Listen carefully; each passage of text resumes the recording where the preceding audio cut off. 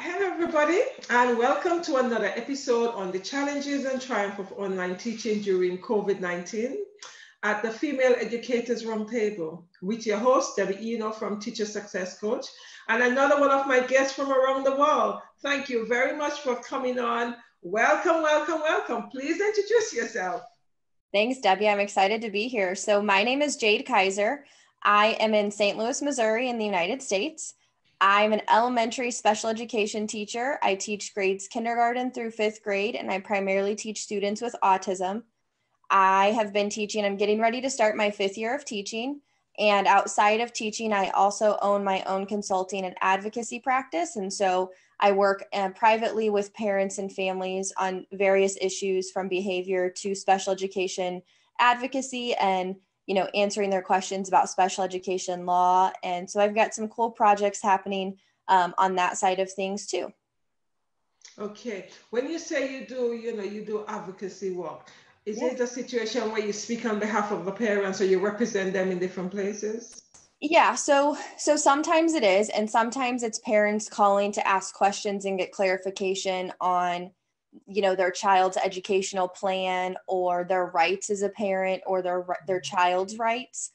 So it varies from every single call is different. Sometimes I'm reviewing their individualized education plans to, let parents know, yes, this paperwork is okay, this document is okay, it's acceptable, or absolutely not.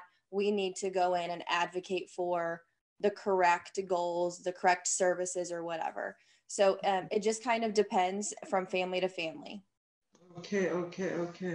That's fantastic because, it's like thinking about the whole thing. A lot of parents do not know their rights, especially when it comes to special education needs. And that's a fantastic service because the parents need to be empowered to ask the right questions. Oh, yeah. Okay. Thank you. You actually have worked during COVID-19 on the online platform. What actually come to mind is, how did you work with these children who had special needs on the platform? How did you manage?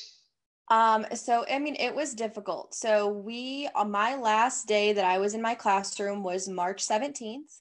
That was the last time I saw my students in person. And mind you, because of the significance of the needs of my students, they're with me all day long. So they're with me in my classroom. They go out for, their art, music, PE, lunch, recess, library. But the rest of it, it's all up to me. It's all in my classroom or with another, occupational therapist, speech and language therapist. So it was really hard at first not being with my students for a very long time. We actually did the first 10 days that we were virtual. We had actually sent home paper packets like worksheets and books and stuff. We sent that all home on March 17th. And so I sent some task boxes, some of our work that we did every single day that was the same. Their name practice, their number and letter practice. I sent all of those things home on March 17th. And really at that point, we thought that we were going back to school. So we thought we were just going to be out of school for 2 weeks and we were going to go right back into our classrooms. Well, obviously that didn't happen. And so after those 2 weeks were over, we moved into the virtual space and I started using Google Classroom because we are a Google district. So I started using Google Classroom, and what I did at first was I took we do calendar time every morning. So I'm elementary, so most of my kiddos are very young, and we work on, there's so many skills you can hit during calendar time. And so I already have like a Google Slides presentation with all of our skills that we work on, all of the songs that we listen to, and all of that. And so I pretty much took that and I condensed it into, a 15-minute segment. And normally it's about 40 minutes because we do so many different skills, but I condensed it down to about 15 minutes. I would share my screen on Google Classroom. And, I was communicating with parents and letting them know when I was going to be on Google Classroom. And if they were able to, they would join live. I had a couple students who families were just very overwhelmed with everything happening during COVID. And so I didn't get to, some of those students didn't get to log on to our live videos and stuff. And, I get it. There was a lot going on. COVID for me at the first couple of weeks was really hard. I'm single. I live by myself. I'm used to being at work or with friends or with, going to visit my family a few hours away. And all of a sudden I couldn't do any of that. And, because I had been in the classroom so recently, I didn't want to be near my family because I didn't want to put them in jeopardy. So I waited a few weeks until I had essentially quarantined myself just out of safety precautions. So, I think it was hard for me too, to sometimes even get up and get on the live videos and kind of take that step to be there for my kids. But, I did it, we did it. And I had some, most of my students are nonverbal or limited verbal. So they use a communication device. They use a voice output device, a tablet that you press the buttons and out comes whatever they're trying to say. And so I think the hardest part was I didn't have their device in front of me like I normally do in the classroom. So I had a hard time guiding their parents to help them find the correct word because they're all still learning. Most of them have only had it for 6 or 8 months at that point. And so, I have a wonderful speech and language pathologist who she would log on once a week with us and she would try to do her best. But, it's different when you have the device right there in front of you and you can kind of hand over hand help the child find the correct button. So, and I'm very lucky that my students have amazing parents. And so the parents were trying so hard. And I felt a lot of times I was more teaching the parents how to teach their children. Because that's, they teach them different life skills and things at home, but they're not always teaching them academics. And so then outside of that, I have 4 support staff in my classroom. And so I offered to them if they wanted to record themselves reading a book, I would share it on Google Classroom. I read several books, just storybooks on Google Classroom. But of course, me reading a story is very different than a typical kindergarten teacher reading a story. So when I read a story, I end up stopping after every page and holding the picture up to the camera and asking my students as if they were right there to touch the fox or to touch the triangle. Kind of work on the receptive language and building that vocabulary in a different manner. So, it looked different. My Google Classroom probably looked a hot mess to some people. And then thankfully, there are amazing teacher creators and teacher authors that made interactive PDFs and put them on Teachers Pay Teachers because I was able to purchase some of those and put those on Google Classroom for parents to download and to use and to work on maintaining those letter skills, those number skills, those sorting skills, just those very basic skills that at that point I just was trying to maintain. I was not going to teach new skills. I just wanted them to maintain the skills that we were working on mastering and that were essentially in their educational plan as part of their goals. Wow, that sounds tough. Yes, it was. And it's not going to be any easier next week. Oh, you start back next week? Yeah, so I go back. We're virtual for the first quarter. So we're virtual through October. I go back for teacher work days on Wednesday. Kids don't come back until the 24th, but it's a weird spot because I'm very much the teacher who I spend the last 2 weeks of July and the first 2 weeks of August preparing lesson plans, preparing IEPs, preparing materials, Velcroing, laminating, cutting, the whole 9 yards, getting things ready. But I'm in this weird place where we don't really know what our expectations are going to be for us as educators. We've had zero communication about what our day is supposed to look like. And so I don't even know what to prepare for. I've made some digital resources myself for my kiddos or for my students. I've purchased a couple more on Teachers Pay Teachers for my students that are, interactive PDFs or interactive Google Slides. And, I'm working on making sure my students have technology at their house. so they can access this in a better manner. Because in May, some of them were doing everything on an iPhone, which is just not sufficient. So especially when there's multiple kids in the classroom. So, you know, I haven't really been able to prep because I don't really know what's going to be expected. There's rumors that they want us to sit and teach for 7 hours virtually, which is insane for any elementary child, let alone an elementary child with a disability. So exactly, I hate to prepare something just for them to come down with new regulations. And so I'm just kind of waiting, and we've been, you know, myself and other teachers have been asking questions like, what is the expectations for specialized programs like ours? You know, what's the expectation? And nobody has an answer for us, except it's supposed to mimic an actual school day. And I hate to tell them, but I can't mimic an actual school day through a computer, because an actual school day in my classroom means I'm on the floor with the kids. I'm sitting at the table with them. I have manipulatives where they're touching the actual book. I'm doing hand over hand with them. My paraprofessionals, they're doing hand over hand with them. We are practicing fine motor skills. We're practicing gross motor skills. We're practicing social skills. We're, you know, modeling using their communication devices. My typical day cannot be replicated like maybe a high school English teacher's day. A high school English teacher's day could better be replicated virtually than an elementary classroom, let alone an elementary special education classroom.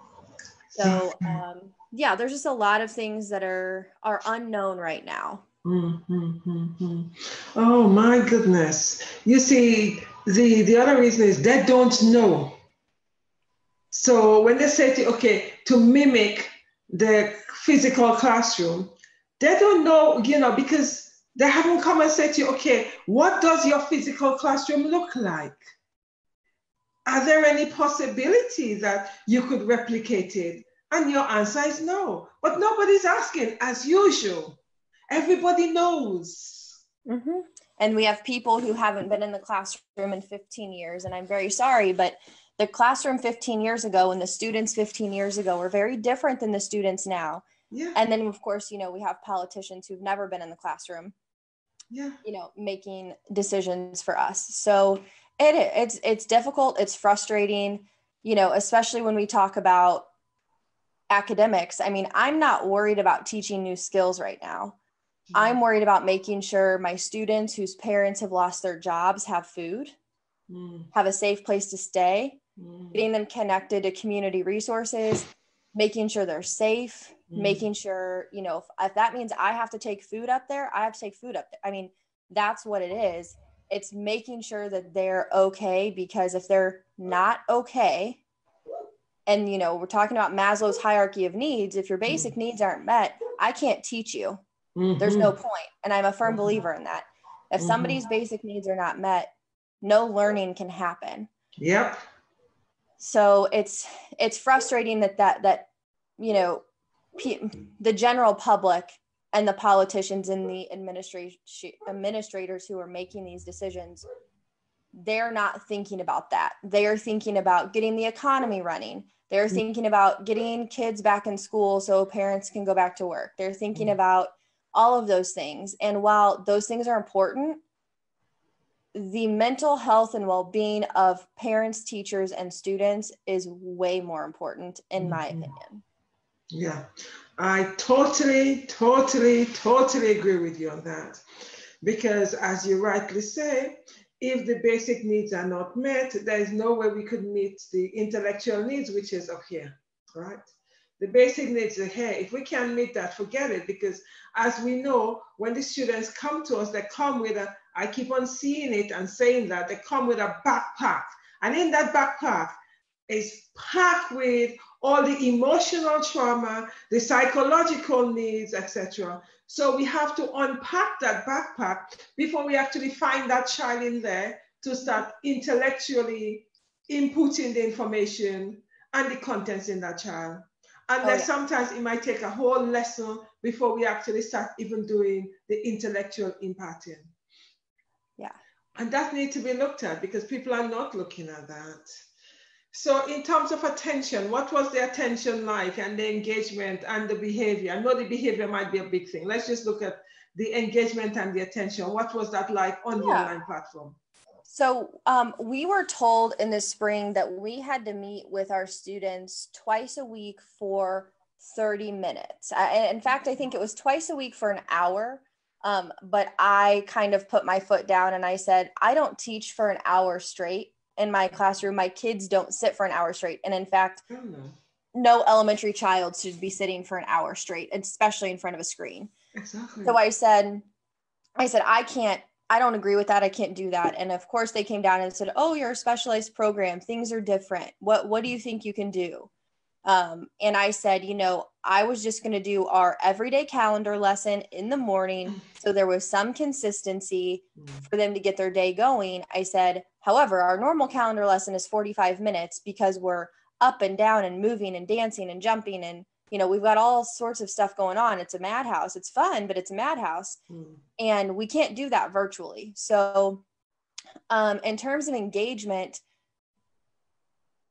parents were having to do a lot of hand over hand and multiple redirections to get the child to, touch Wednesday or to pick the song. And, at one point, like minute 15 hit every single session. And I lost a student. Like one student was like ran to the bedroom and slammed her door. The other one, he ended up under the covers on the floor, like, just get away from me. And so, I made it about 15 minutes every session. And then after all the kids were tapped out, I usually would talk with the parents, make sure they had everything. I ended up taking several trips up. So I live about 45 minutes away from where I teach. I ended up taking several trips up to drop off, like dry erase tracing, dry erase practice boards, learning maths, books, resources, and of course, little treats for the kiddos. So parents would have something else, because that was the big thing that my parents said, is they said, we don't mind working with our kids, but virtual is not working right now. And so they did really like the interactive PDFs.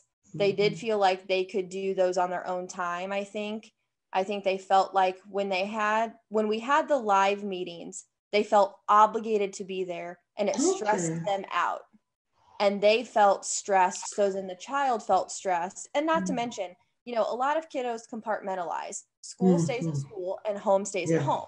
And now we're trying to mesh the two, which especially for my kiddos is extremely difficult to understand. Why my face is coming through a computer and I'm asking them to work when they want to just snuggle on the couch with their mom. So I think that the live meetings, really stressed parents out, because they felt obligated to be there. And if they weren't there, that we were thinking bad of them, which is not the case whatsoever. I told my parents, if you can't make it, you can't make it. Like, we have a lot more things to worry about right now than this. I will deal with everything whenever we get back to school. But if you can't make it because you all are having a hard morning, you can't make it. So I feel like they felt, when I took the worksheets or the dry erase learning mats or even the interactive PDFs, they could work on those on their own time.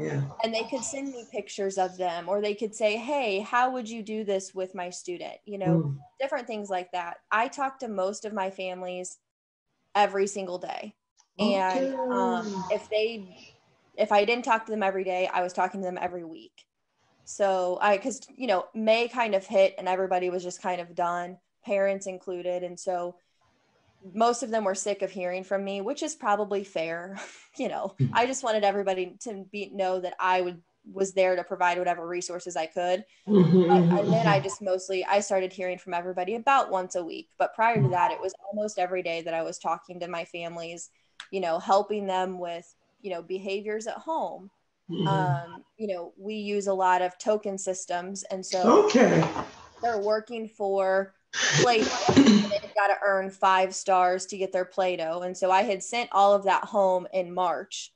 And, so parents were, well, how do I use this? What's this for? And so it was a lot of really teaching parents and helping parents, which I enjoy. I love building relationships with my students' parents, because my students can't go home and tell them how their day was yet. Mm-hmm. So I'm their lifeline to what happened. And so, and the same goes when they're home. Parents have to be very open with me if they choose to be, about what's going on at home, so I can better help them. So I think that, in terms of engagement, it was okay. But again, my situation is very different because of the population I teach. And the kids tried, they wanted some normalcy, and, trying to do the same calendar routine was normal for them. That was part of our normal routine. So I do think they liked that. But at the same time, it's different when we're in the classroom and you're getting a Skittle or an M&M or a token, doing what you're supposed to be doing from your teachers. And you can see all 5 of your teachers there are very happy and very proud of you. But at home, Paw Patrol is on the TV right now and you want me to work. And so I think that it's just a very different situation, and there's no perfect answer. There's no perfect solution, but it's very stressful for everybody involved, especially when I feel like they're not really taking into, the people who are making the decisions are not taking into account the educator perspective, the teacher perspective of what a pre-COVID classroom looks like, and now what a during COVID and post-COVID classroom is going to look like, because they're going to look very different. I have had several of my really good friends who have little ones getting ready to go into preschool call me and say, Jade, would you send your kid to preschool right now? And in the area I'm in, I would not. But I have several reasons for that, I guess. And one of the big ones is preschool. Sending them to preschool in the next few weeks does not look like preschool did 6 months ago, 7 months ago. At least here, schools, teachers are going to have masks. They're going to have gloves. They have to get their temperature checked as they walk in the door. They have to stay 6 feet apart. They have to stay in the same area. There's no community toys to play with. There's no dramatic play. There's no toys at recess. That to me is almost more traumatizing than skipping pre-K. You can work on very basic skills at home with your child. And several of the friends who I've talked to, they have the leisure to be a stay-at-home parent and work on those skills. And that was my suggestion. Parents who are able to homeschool, parents who are able to, are willing to skip preschool, I would absolutely do it, just because there's so many factors that go into returning to the classroom. And you're going to have stressed and anxious teachers who are not going to be their best teacher self. And they're going to struggle to build relationships, because I'm a huge relationship builder, but part of that relationships comes with the affection, the hugs, the high fives, the pats on the back. My kids love tickles, from tickles, whatever it is, that's broken. I mean, that's done. We can't do that. And, I think the second that a child comes to school with a fever, it's just going to be mad chaos. And the second a child goes home and a family member gets sick, school's going to be to blame, and it's mad chaos. And so then we're going to be pulling kids in and out of school, because a lot of schools where I'm at are, we're going to close down for 48 hours and disinfect, and only the people who were in direct contact with the infected child or the infected person, only those people have to quarantine for 14 days. Nobody else. So, we're going to be pulling kids out of school for 48 hours just to put them back into school, because if we all go to school on a Monday, we find out somebody's infected Monday. Well, we're going to close school Tuesday, Wednesday, put them back in school Thursday, Friday. And that's not healthy at all. My biggest fear is that we are virtual through October. And in St. Louis, where I live, our cases have been consistently increasing over the last couple of weeks. Yes. And so it's different. And, for a while, I was going back to the grocery store. I was, I went out to dinner once or twice. And now I'm only going to the grocery store once a week if not once every other week to get what I need, because cases are increasing where I'm at.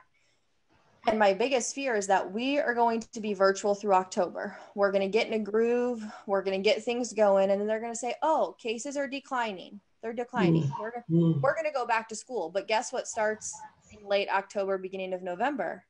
Flu season. Exactly. And flu symptoms and COVID symptoms are so similar that I'm afraid that we're going to be back in school for a week or two just to pull everybody back out virtual. And I think that going back and forth is the worst thing that we can do. Yep. Because it's such a disruption in the consistency and the schedule for both the adults and the children. And it's going to be very stressful. So again, I don't know the perfect answer. I don't think there is a perfect answer, but there's a lot of other factors to take into account that don't revolve around standardized tests, grades, academics, ACT scores. Those are the things that I could care less about right now. I am so much more worried about helping my students and their family. And if we can maintain the skills that we learned prior to COVID, absolutely. Am I saying that I want no learning to happen during virtual? No, that's not what I'm saying. I'm saying learning is going to look very different. And it's for my kids, it's probably not going to be a whole lot of new skills. It's going to be a lot of maintenance work and social emotional work. However, I can make that happen from afar. But it's all very different. And, I think at least where I am, the worst part is there's very little communication from the top down. Okay. So there's very little communication about what's to be expected, what's going to happen. Even parents are so in the dark, and they're asking us as teachers, and we have no answers. And, that there's nothing more frustrating than the person who is supposed to have some answers have to tell you, sorry, nobody's told us either. And I know most of our parents are understanding at the situation where I live, but it's still hard because I want to be able to give parents answers, especially when they're trying to figure out their work schedule or, the childcare schedule. But I have no answers, because if I had answers, I would be preparing or, informing parents. But it'll be interesting to see what happens. I'm very nervous. I'm very anxious about it. But it's going to happen whether I like it or not. So exactly. Exactly.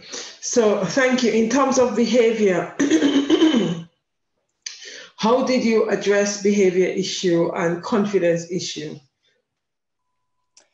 So I think when I was doing the virtual learning, I was not seeing a ton of behavior. Okay. Because I think my kids were excited to see me and the other therapists that were on the computer. And I tried to bring, I got a new dog during COVID. So I would show my big dog, he would get up and he would stand on me so that everybody could see him. And then I would show my little new dog.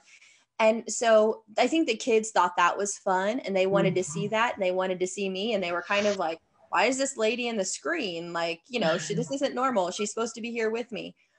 And so I didn't see a lot of the behaviors, but I did speak to parents, both my students' parents and my private client families, about, behaviors that were occurring as a result of a major disruption in our life. We went from being able to run to the gas station and get a fountain soda or run to the grocery store whenever we wanted. And because I live in a big metropolitan area, there's lots of options for grocery stores and going out to eat, and, stuff's open at 10 or 11 at night. And then all of a sudden they came down and schools closed, and it wasn't much later that schools closed. Restaurants were only allowed to do carry out curbside only. And then after that, they closed down all non-essential businesses. And then essential businesses that were like grocery stores, medical supply, pharmacies, and pet stores. their hours were restricted. So we went from being able to go grocery shopping at 10 o'clock at night to we couldn't go grocery shopping past 7 or 8 p.m. Or I couldn't go to the pet store after 6 because their hours were only 10 to 6. And so, you know, and of course, at that point, nobody was really out. Everybody was working from home. The masks were just starting to be a new thing. And so then you'd go out and everybody's in mask. And, you know, if you have a child with a disability, especially specifically autism, there's a lot of sensory issues. And getting them to wear a mask in public for everybody's safety, no matter what your belief is difficult. And so I think that there was a lot of behaviors surrounding, like, a lot of my kiddos are like, go, go, go. They like to go to the grocery store with their parents. They like to go for walks. They like to go to the playground. They like to go bowling or whatever the family's chosen activity is.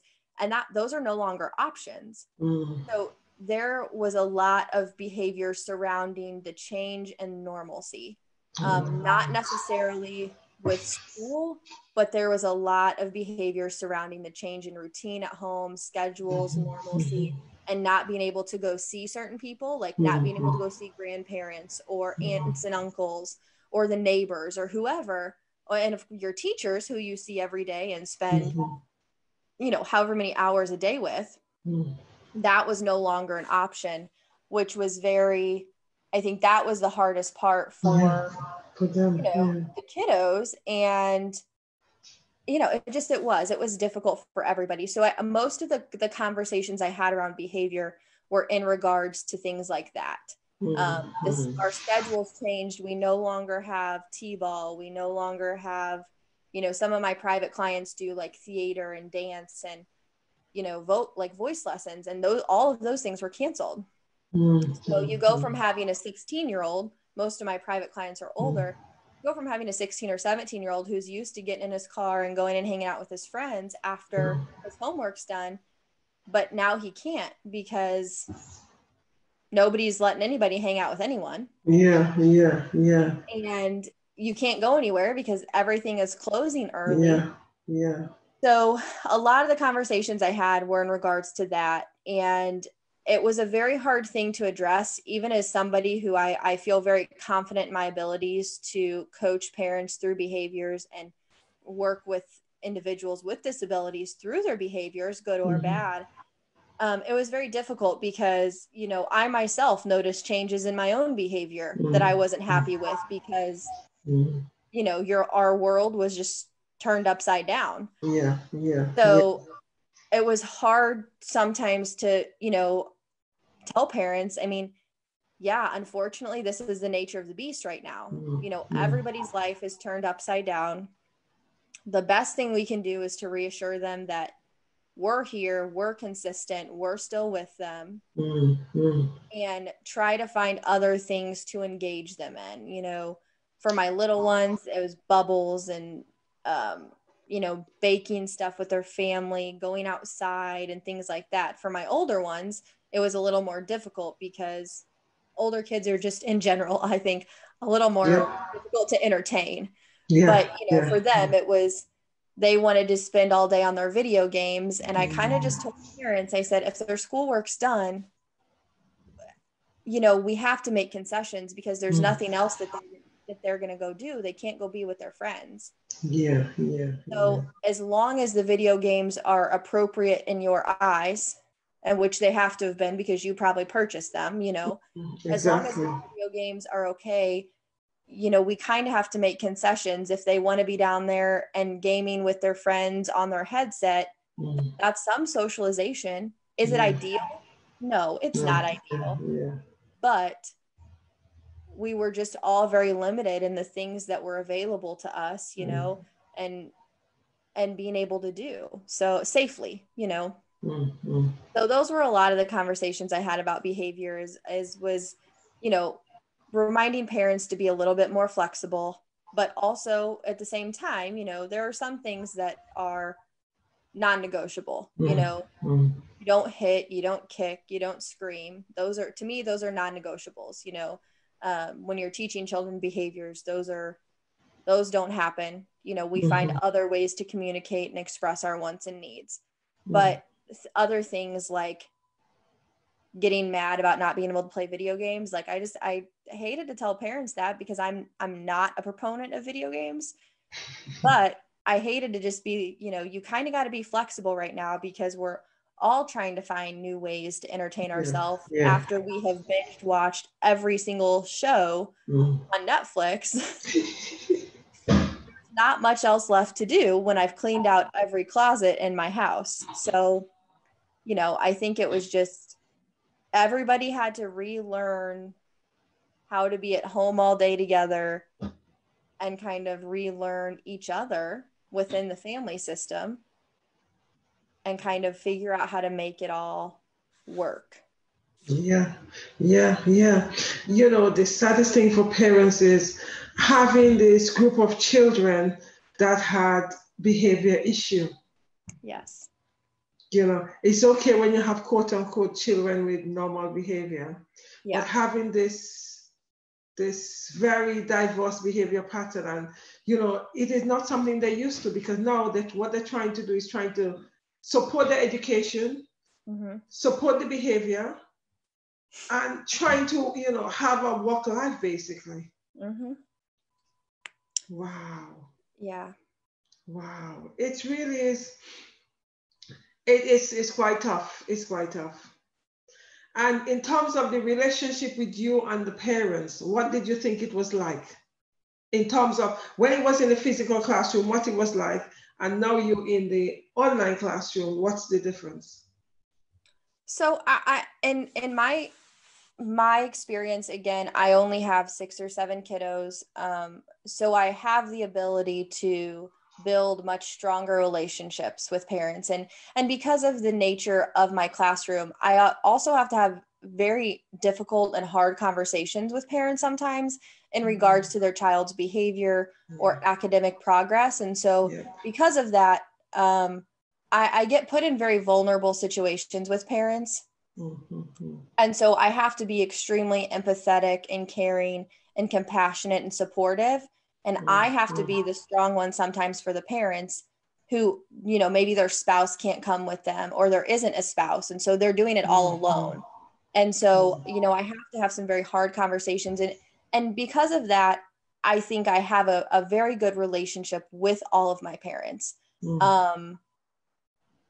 And I think prior to COVID, so I had a daily communication log that I sent home every single day with my students, really talking about their day, not really anything about me or anything else, but really just about the child's day. And then I also use an app called Class Dojo. Oh, yes, yes. Yeah. To communicate different things. Hey, we need more of this. Your child's out of this, or they need more snack or whatever. Can you send some in? And also to kind of check in on, hey, I noticed he's not been feeling so good. Is he still sleeping okay? Is everything okay? And a lot of times parents were grateful that I would ask those questions, because they didn't really know how to say, hey, by the way, we've had a really rough weekend because of whatever happened. If you notice any changes, just let me know. And so I think parents were really grateful that I kind of came to them, because they may not know how to approach me as the educator and balance that. And so, like I said, I had very good relationships with my parents prior to COVID. I think COVID, like teaching online and virtual, strengthened some of those relationships. But I know that's not the norm. So I've talked to several other educators who feel like, especially recently with everything that's coming down on teachers, especially on social media, that teachers are lazy. They don't want to go back to school. A lot of teachers who may be like me, like I have the same kids for 5 years. So I'm in a very different area that I get to see and continuously build the relationship, where, you think about your traditional, grade level teacher, they get a new set of 25, 30 kids every year.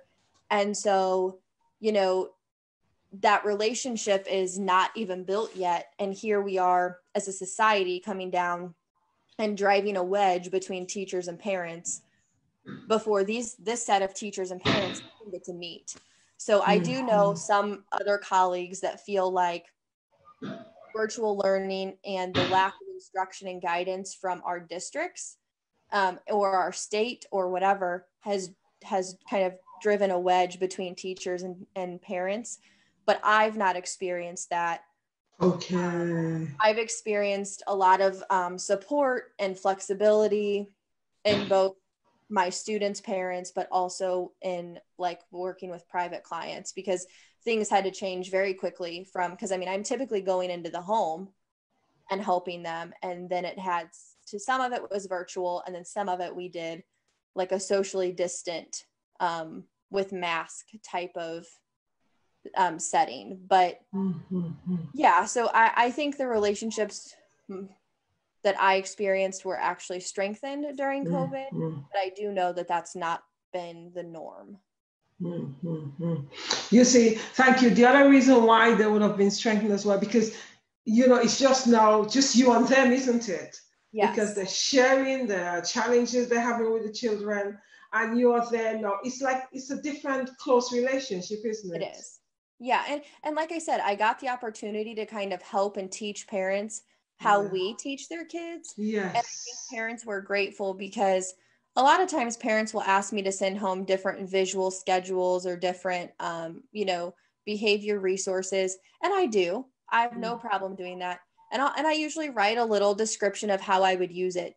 But as a parent, you have so much going on that you get the resources and you want to use them, but you really need somebody to show you how to use them.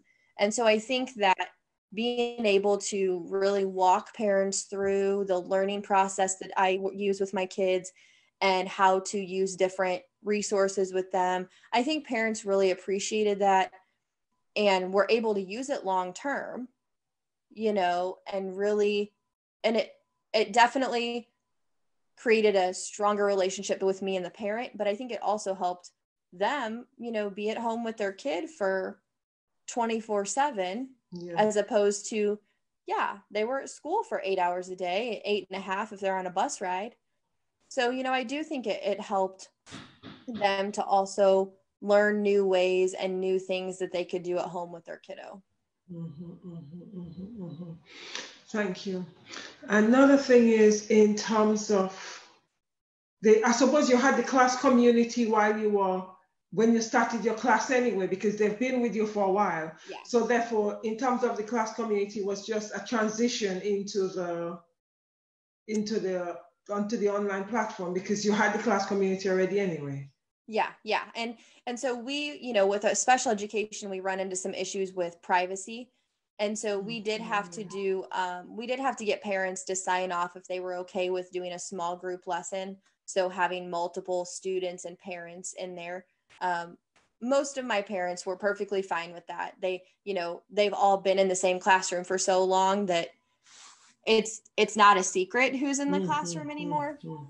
Because my program's labeled an autism program, I mean, you kind of take the privacy away, I guess. So, most of my parents were okay with having a small group setting. And,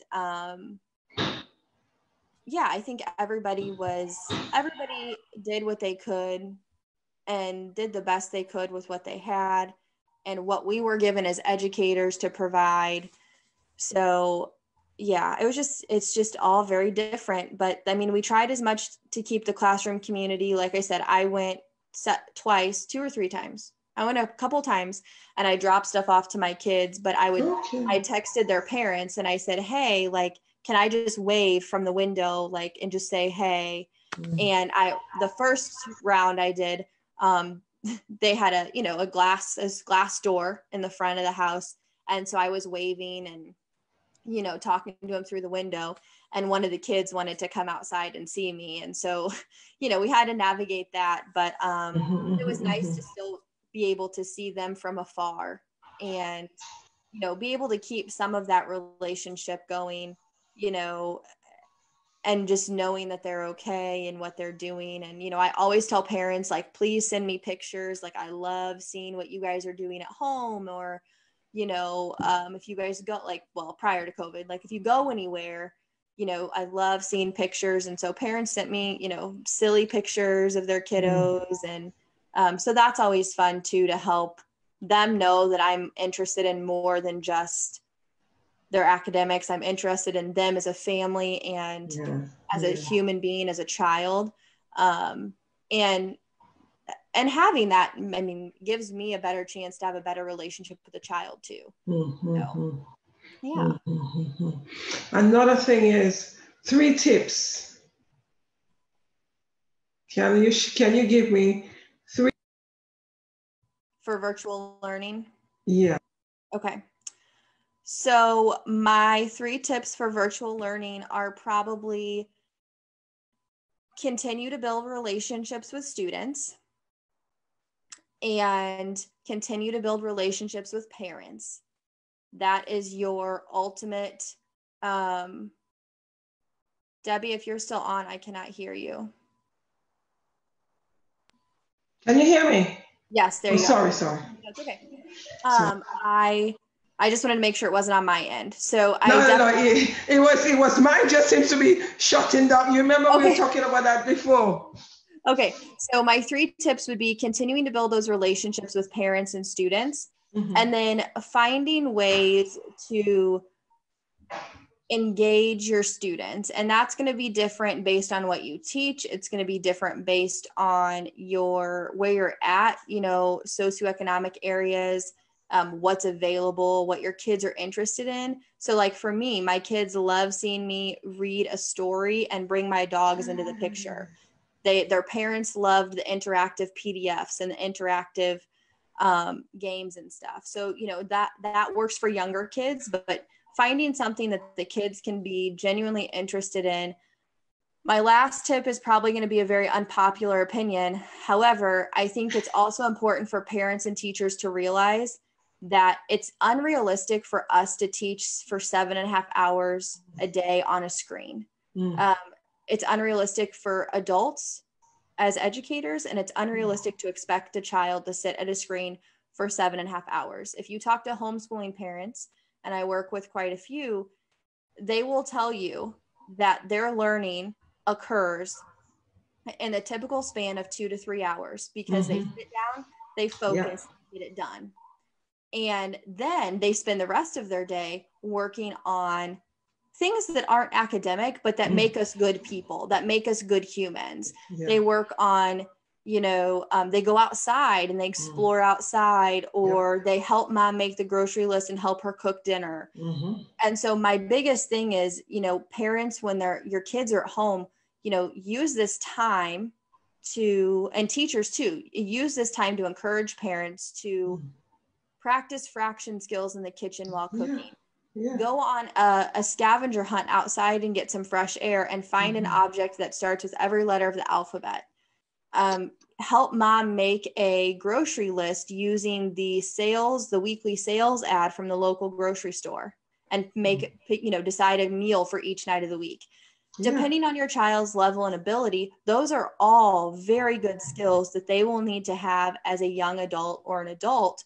But I never get a chance to teach those. I mean, I can in my program a little differently, but most teachers never get a chance to teach anything like that. And we're finally in a place in our world where our world has kind of slowed down. And there's a lot of responsibility being put back on parents. And I feel like that's overwhelming to parents, and I understand that. But I think that if parents and teachers can come together and realize that 7.5 hours on a screen is unrealistic, and if we can teach academics for 2 or 3 hours, and then parents can use that time to say, hey, I have to jump on a work call, but can you make the grocery list for this week? Check all the expiration dates in the refrigerator. Can you clip the coupons, or can you look at the sales ad for the grocery list? Can you and your brother make the menu for the week? I think as educators, I think it's our job to encourage parents to do things like that, so parents know it's okay, and also explain to parents that that's also learning. Exactly. It's just a natural learning environment instead of a very forced academic virtual environment that we are trying to teach in. So I'm a huge proponent for encouraging natural teaching and natural environmental learning. Yeah, I totally agree with that. Because that's something I constantly say. They need to realize that education is not only pen and paper. You know, as you rightly say, they're doing, you know, come in the kitchen with me, you know, look at the ingredients. How much butter do I need? How much vegetables are you going to peel? Okay, are you going to do 3 carrots? You know, so things like that. It is so important that they actually interact the, you know, the academic with the physical aspect, because it works. Absolutely. It really works. Another question is, what is your opinion of what people are talking about school in terms of reopening? That educators are lazy, educators don't want to go back to school. What are your, you know, what's your opinion on all of that, on school reopening? Some schools are opening in the physical classroom, right? So what, you know, what are your thoughts? So I'll start with the first one, my opinion on reopening. Yeah. Where I am at, reopening is not a viable option right now. And we still have a couple districts who are trying to go hybrid or in person. But unfortunately, because of the increase of our cases over the last few weeks, we are not in a safe spot to safely reopen. You know, when you think about educators, and most of us are women. And as educators, we're also caregivers. So most teachers have children, or they care for an elderly parent. They live with an elderly parent or grandparent, or they've had a child who could potentially be immunocompromised, or the educator themselves could be immunocompromised. Teachers did not sign up for wearing a mask to school, wearing gloves, taking temperatures, and we didn't sign up for that. I don't care what anybody tells me. I never once said I will go to work in a pandemic with the chance that I will catch a disease that could potentially have long-lasting effects, because we don't really know. That's my issue. I'm 26. I would probably recover rather easy, but from what I'm hearing and the research I've done is there's potential long-term effects in your respiratory system. And, you know, I didn't sign up for that. I didn't really even sign up to do active shooter drills, but I still do my active shooter drills twice a year as required. And I would jump in front of a bullet for any one of my children or colleagues in a heartbeat. But I didn't sign up for that either. But that chance is 1 in a million. COVID's a little bit different. And especially when you think about schools and kids are great, but they are germy. They want to touch everything. And especially like younger grades, they want to touch everything. They still can't blow their nose by themselves. They probably So, you know, we're exposed to a lot of bodily fluids. And, you know, here in the United States, teachers buy a lot of their own stuff. And I would assume it's probably the same in other places. My first year teaching, I spent $4,000 on resources myself. And I fully believe that the districts in the United States are not going to provide the correct personal protective equipment for teachers. Teachers are going to be required to buy that on top of all these other digital resources that we're going to be required to have to teach. So we cannot reopen schools until we are sure that we have the proper personal protective equipment for teachers, and we are protecting students who are immunocompromised, their family members, and their I don't see how we can safely reopen right now. I'm not against ever reopening. I want nothing more than to be back with my students in my classroom with all my stuff. However, I don't want to go to a student's funeral. I don't want to go to a student's parent's funeral. I don't want to go to a family member's funeral or a colleague's funeral because we opened up on a whim, because we had to get schools back running so people could go back to work, so we could restart the economy. I think we're in a place where we need to push. There are lots of jobs that can be done from home, and there are some that can't be done from home. Absolutely. I don't expect police officers or firefighters or nurses to be able to work from home. But the majority of jobs could be done from home. And if corporations could give a little leeway to parents, and education could give a little leeway to teachers and stop micromanaging us, I think that we can all make the system work. We can make virtual learning work. We can make it be successful, but it requires give and take and compromise on both ends. And so as far as reopening, I don't see reopening happening here for a while. If we do reopen, I fully believe that we will reopen for 2 weeks and close. And I pray that I'm wrong.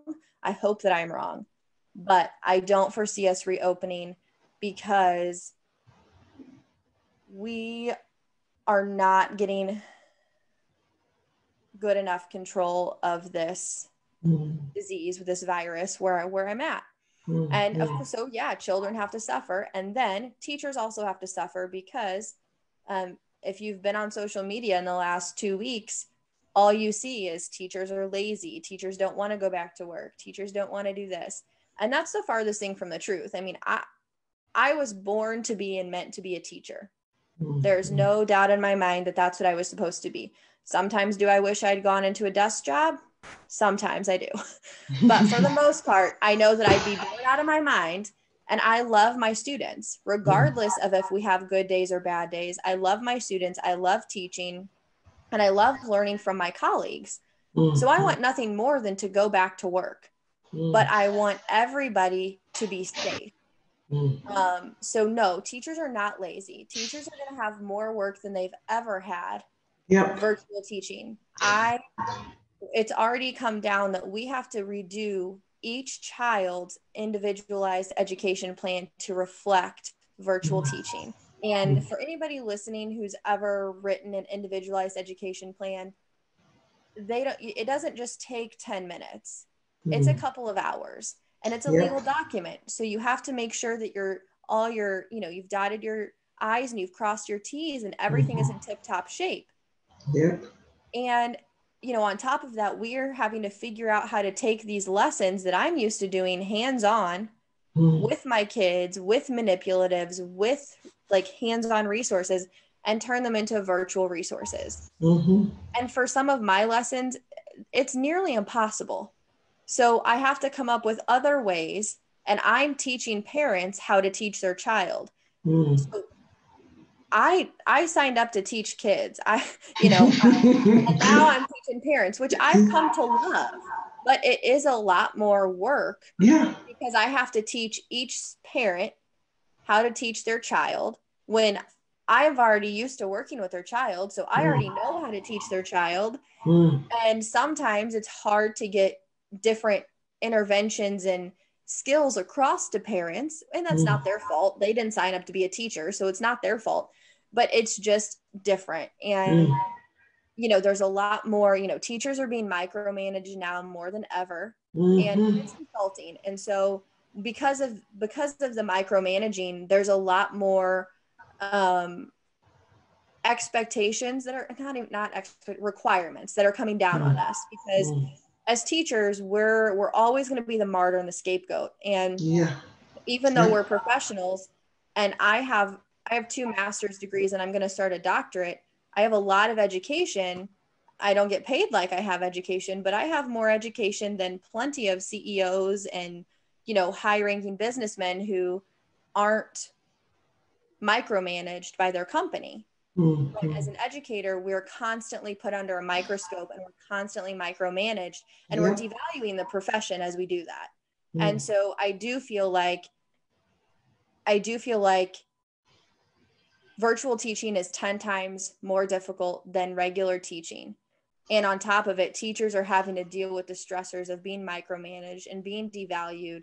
And teachers are going to get burnt out more than ever this year. I just read a study that in the United States, more first-year teachers last year quit than ever before.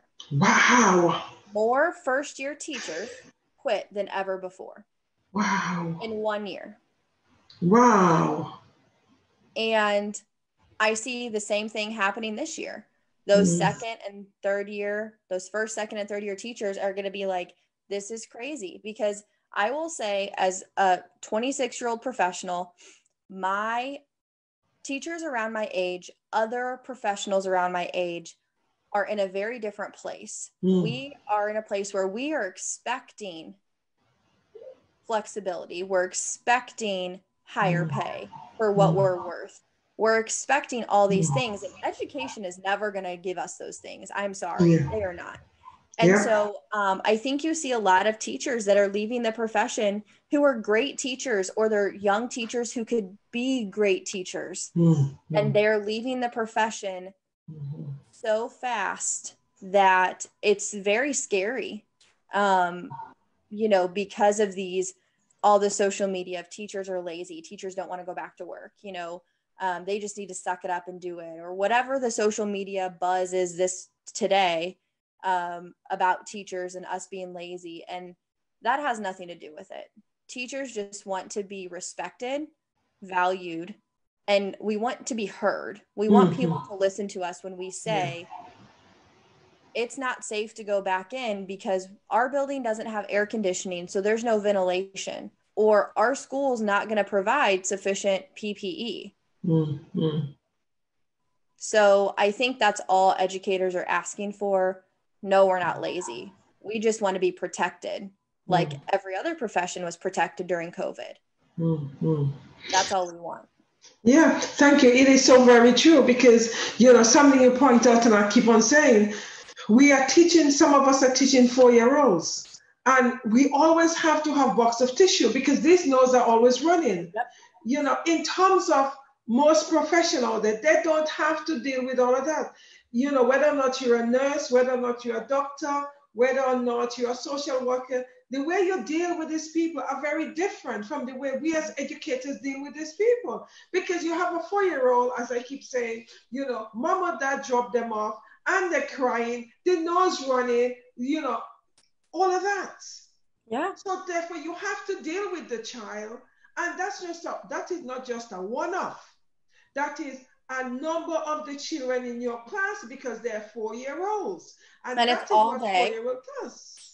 Yeah, it's all day, every day. It's not just once a day. I mean, it's all day. I mean, my kids require feeding, they require changing, they require help blowing their nose, tying their shoes. I mean, the whole 9 yards, being in very personal space with them. And because they trust me, they allow me to be in their personal space. But that doesn't make it any safer for me or my staff members to return, you know? So, like I said, there's no perfect answer. There's no solution that's going to make everybody happy. But I think that, you know, at least where I'm at, our entire area is under the same situation. And so, you know, local employers and local school districts, and, you know, they need to compromise. They need to work together. And I feel so bad for, like I said, I don't have children of my own. I feel so bad for teachers who have their own children. And so now they're expected to teach online for 7.5 hours a day, which is not realistic.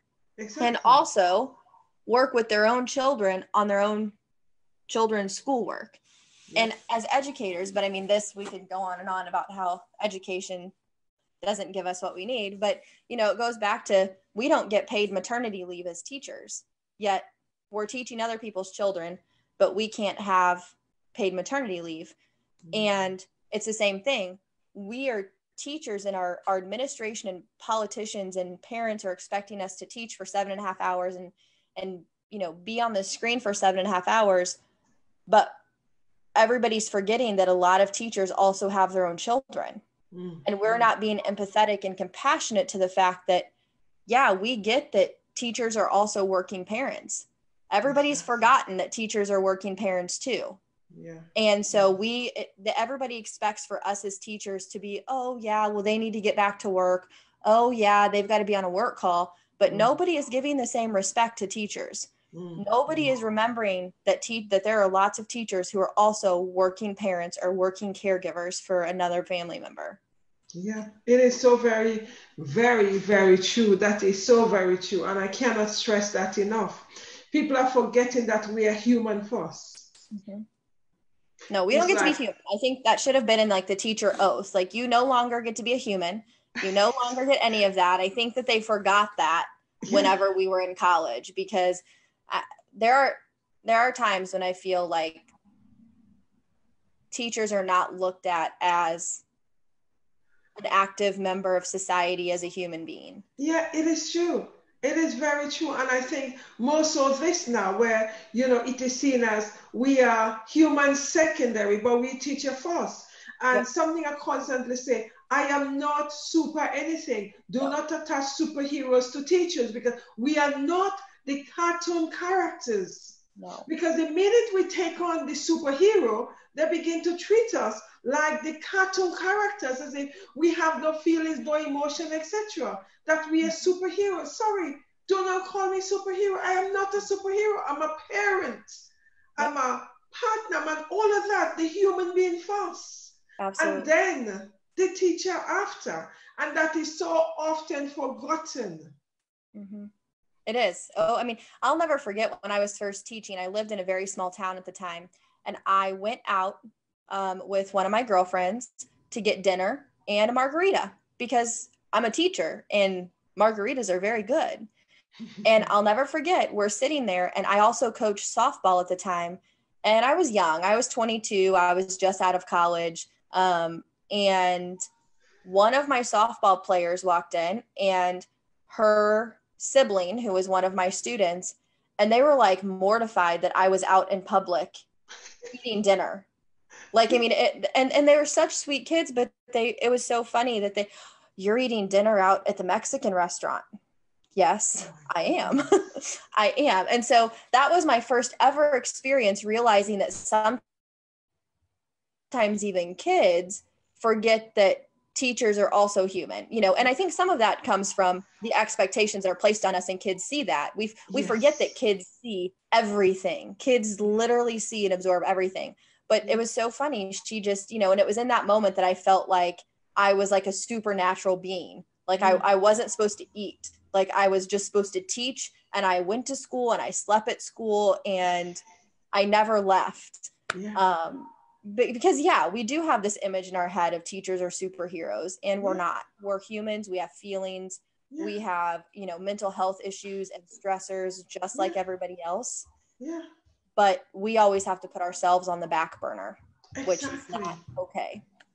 Exactly. That's why, you know, for me, self-care for educators are very, very important, you know, in terms of Yes. what we do in terms of taking care of ourselves. So, in terms of you and self-care, how did you ensure that self-care was taken care of? So I would say my first probably 2.5 years of teaching, I was not very good at that at all. Mm. Um, like I wanted to be superhero. I wanted to do it all. And you know, like I said, I'm single. I was working on my master's. I had a dog. I lived in a small town. Things were a little more slow moving now, but now that I'm in a more metropolitan area, things are, you know, quicker. But I think, I mean, I suffer from, you know, anxiety. And so, and it's no secret. And I learned that I hide it very well, Mm. but then everything starts to compound. Mm. And then I just kind of stop. And so I've really learned that self-care is vital for me to be able to care for everybody else, because I Mm-hmm. started to notice that I was not being as good of a teacher or as good of a friend or as good of a daughter as I was supposed to be, as I normally am, because I was putting everything else above me. Mm-hmm. And so, you know, self-care for me varies depending on what's going on. Mm. There are sometimes self-care for me is actually working on my business and writing Mm. and creating. So I create a lot of learning resources. And so sometimes that is self-care for me. Mm-hmm. It makes me feel productive. Sometimes that's a stressor for me. Mm. And then sometimes self-care for me is hanging out with my dogs and my family and cleaning or cooking. I love to cook. Mm-hmm. Sometimes self-care is a nice glass of wine. Mm-hmm. It just kind of depends where I'm at and what's going on Mm-hmm. and what's been going on. Mm-hmm. And I never have like a specific self-care routine. I would love to be one of those people that's like every Thursday night I take a bath and I read a book, but I'm not like that. I can't do that. My self-care has to be what I need right then. And what I needed last week was going to Costco. What I need this week is a girls' night. You know, so I've definitely learned that, you know, I got to stay close to my friends and my family, you know, my close girlfriends, and make time for them and make time for us. But then also, I'm an only child, so I also have to make time for me to just be alone and for me to just binge watch a show and not think about anything else. You know, my mind's always going. And so I really got to work to shut it off for a little bit and focus on a movie or a show. But like I said, what I needed last week was a trip to Costco. This week, it could be a movie or a girls' night. But I think it's just important for teachers to find whatever their self-care is. Yeah. You know, if it changes every week, it changes every week. That's fine. Yeah. But if you have to have a self-care routine, you have to have a self-care routine, and good for you. Like, you go, girl, because as routine based as I am, that's one thing I refuse to make routine for. So I just think it's important to find your self-care and just really remember that you cannot be a good teacher, you cannot be a good parent, you cannot be a good spouse, partner, friend, daughter, son, whatever, and unless you are taking care of you. Because I have tried to pour from an empty cup, and I have tried and tried and tried. And eventually you just get so far down that you have to work extra hard to come back up. And so I think that my biggest thing when I talk to young teachers is pick if you're going to come an hour early in the morning or stay an hour late. You never do both. And you start at an hour, because I was the teacher who I was there an hour early and an hour late. And I lived across the street from my school. So I was always there and I was coaching. It was a lot. And so when I moved, I live 45 minutes from where I work, which is actually kind of nice because I don't get up there super early. I go to work about 30 when we're going to work. I go to work 30 to 40 minutes early, and I leave as soon as 4:00 hits. I'm out. And I've learned to kind of decompress on the ride home, and I've stopped taking work home. Teachers are notorious for taking work home, and we shouldn't be. Because if I had counted all the hours of outside work I did from the time I started teaching to now, I'd probably be rich if they'd pay me for it. But I stopped taking work home unless it is an urgent matter that like has to be done. I've stopped taking work home. I've stopped prepping a bunch of stuff at home. I'll prep here and there sometimes because it's relaxing. I don't mind laminating or cutting and Velcroing, you know, that's kind of cathartic and therapeutic for me. But I've really stopped spending the hours at home working on the paperwork or lesson planning.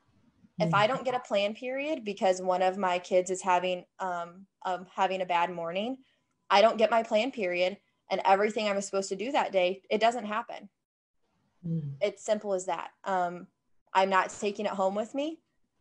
And if it needs to be done so bad, then my administration needs to find me another time to have a plan period. And if they can't, then that work can wait till tomorrow. And I had to learn to say no. Some of my self-care for a while was just learning to say no. No, I'm sorry, I can't get it done by Friday, but I can get it done by next Wednesday. No, I'm sorry, I cannot take on that extra responsibility. We need to problem solve something else. So I think that's very important too. And I think as teachers, we like to be the yes man. Yes, exactly. Yep. And we have to protect ourselves and not be the yes man. Because it's a very easy trap to fall into. And once you say yes several times, they're going to keep coming back and your pile's just going to keep on growing. And so, and that's hard. It gets to be a lot. So learning to say no is also very good self-care. Yep, it is the most important self-care, because that's what actually enables educators to not take care of themselves, because they're saying so many yeses and not enough no's. Yep, I agree. And because you say always so many yeses, people then expect it. And the administrators say, well, okay, well, the teachers are saying yes. Mm-hmm. So that's something that, educators need to start learning to say no. Oh, yeah. We need to use that word a lot more. I agree. What do you think educators need? Educators need... Give me one thing that you think educators need. Respect and support. Okay.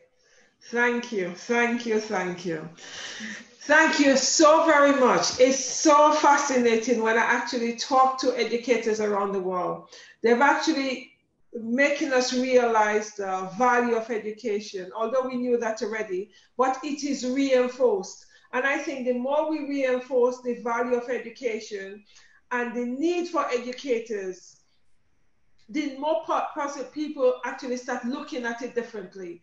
Because too often, people are telling our experiences for us. You cannot tell my experiences for me. I am in the classroom. I am teaching the students. I know what the needs are because I am there. And people need to stop micromanaging us, because we know what to do. We've been in it for over a year. So we know what is needed. I hear you. It is so important. It is. We also need to have full autonomy of what we need to do, because we know what to do. We've got the experience. Once we've been in it for 1 year plus, we've got the experience. We know what works and what doesn't work. Yep. So the only person that people should be asking whether or not they should be going back to the physical classroom should be us. Or they should be asking, how can we safely go back? Exactly. How can we safely work towards going back? Yeah. And that I would love for somebody to ask a teacher that and listen to what teachers have to say, because I think people would quickly learn that it's not that teachers don't want to go back. We just want to go back safely for everybody. And teachers are very smart, creative, resourceful individuals. I mean, we make a lot of stuff for our own classrooms. We thrift shop, we coupon, we do what we got to do to get stuff for our classrooms. Teachers are resourceful human beings, and teachers would come up with the plan of the year to reopen schools if they were given the chance. Yes, because we want to go back. Yes. But we want to go back safely, because we know teachers that are teaching 4-year-old plus, we know the danger, because these children, those are always running. They're always coughing. They always want to hug you. They always want to go and touch their friend. That's it. Yeah. That's what people are not looking at. Remember, we are not mourning. We are not complaining. We are just telling you as it is. And from our experiences, what we know is to be true. Absolutely. Thank you, everybody, for listening. Thanks for coming onto the platform. And tomorrow I'll be having another female educator where we'll be sharing experiences of what it was like or what it is like to be teaching on the online platform during COVID. We also need to remember that a number of educators teach different type of students. Some who've got special needs, severe special needs. Some teach children that are 4-year-old. So we need to be aware that there are a range of ability and disability and a range of children that we all teach. And our job is very, very different and unique. So you cannot use the same measuring stick to measure educators, because we're different. So that needs to be looked at. Good night, everybody. Good morning, good evening. Take care wherever you are and stay blessed. I'll see you guys tomorrow. Have a wonderful afternoon, evening, morning. Take care. Bye-bye.